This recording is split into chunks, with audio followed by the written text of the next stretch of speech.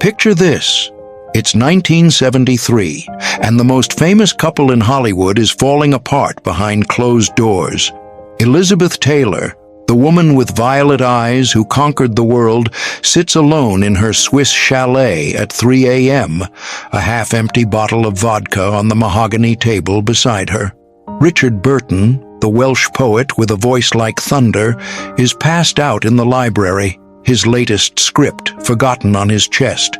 What the world didn't know was that beneath all the glamour, all the diamonds, all the passionate public fights and reconciliations, Elizabeth was drowning in a darkness so deep that even Burton's love couldn't pull her out. You see, by 1970, Elizabeth Taylor had already lived several lifetimes. She'd been married 5 times, survived a near-fatal bout with pneumonia that left her with a breathing tube scar she'd carry forever, and had become the highest-paid actress in the world. But success, as she would later confess to her closest friend, felt like wearing a beautiful mask that was slowly suffocating her. The depression had started creeping in during the filming of Who's Afraid of Virginia Woolf? The brutal emotional scenes, the constant method acting, the need to channel Martha's rage and desperation night after night. It had opened something inside Elizabeth that she couldn't close. Her co-star and husband Richard noticed it first.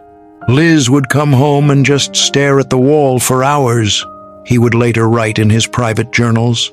Not the wall, really, but through it, as if she could see something terrible that the rest of us couldn't. Here's what most people never knew. Elizabeth had started hiding bottles of vodka in the most unusual places. Behind the first edition Shakespeare volumes in their library, inside the grand piano that Burton had bought her for their anniversary, even in the greenhouse, wrapped in silk scarves between her prize-winning orchids. She'd developed an elaborate system of rotation, moving the bottles every few days so that even their closest staff wouldn't notice the pattern. But Burton noticed everything. How could he not? The man who could recite Dylan Thomas from memory, who noticed every inflection in a line reading, surely noticed when his wife's laughter became forced, when her famous wit turned sharp and bitter. What broke his heart wasn't the drinking itself. It was watching Elizabeth, the woman who had faced down studio executives and survived Richard's own legendary temper, become afraid of her own thoughts. Imagine discovering this just weeks before what should have been your happiest moment together. What would you do? The breaking point came during what their friends called the Christmas of Silence. December 1973, their Swiss home filled with expensive gifts neither of them had bothered to unwrap. Elizabeth had locked herself in the master bedroom for 3 days, claiming she had the flu. Burton knew better. He could hear her crying through the thick wooden door, not the dramatic tears of their famous public fights, but the quiet, hollow sobbing of someone who had lost hope. On Christmas Eve, Burton did something he'd never done before. He picked the lock on their bedroom door. What he found would haunt him for the rest of his life. Elizabeth, still in the same silk nightgown she'd worn for 3 days, sitting on the floor of their walk-in closet, surrounded by photographs.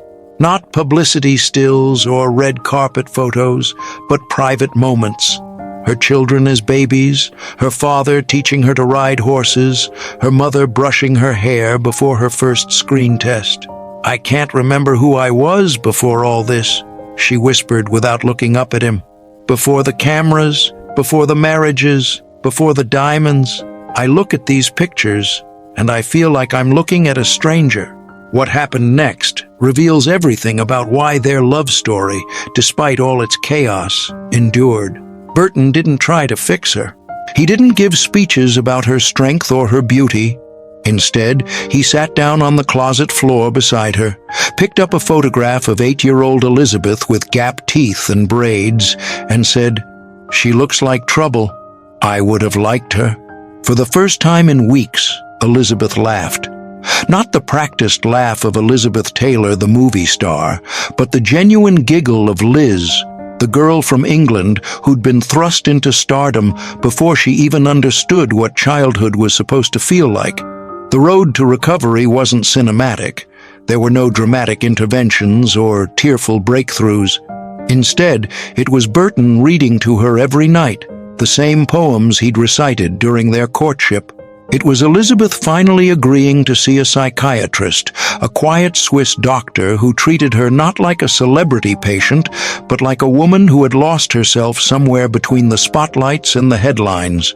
You'll soon discover something that will change how you see both of them forever. The therapy sessions revealed that Elizabeth's depression wasn't just about fame or pressure. It was about a little girl who had never been allowed to make mistakes, to be ordinary, to figure out who she was when nobody was watching. The drinking wasn't about Burton or their tumultuous marriage. It was about numbing the constant performance of being Elizabeth Taylor. Which side do you believe, the official story of Hollywood's perfect power couple, or these hidden documents that show their very human struggles? Tell us below. By 1974, something had shifted. Elizabeth still struggled with depression. It would be a lifelong battle, but she had found something more powerful than any role she'd ever played: the courage to be imperfect. She started declining film roles that required her to be nothing but beautiful. She began speaking publicly about mental health, shocking Hollywood by admitting that even Elizabeth Taylor could feel broken. Burton watched his wife transform, not into someone different, but into someone more authentically herself. The woman who emerged from those dark months was still passionate, still fierce, but she was also gentle with herself in a way she'd never been before. Their second marriage wouldn't last. Their demons were too deep and their personalities too explosive, but they had given each other something precious: permission to be human.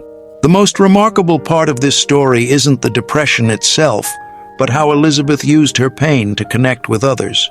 Years later, she would become one of Hollywood's most passionate advocates for AIDS research, drawing on her own experience of feeling alone and misunderstood to fight for others who faced similar darkness.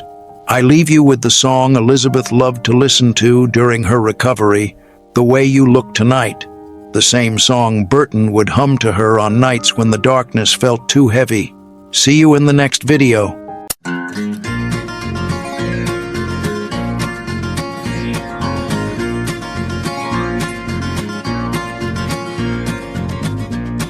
An old cowboy was riding out one dark and windy day. Upon the ridge you rested as you went along his way. When all that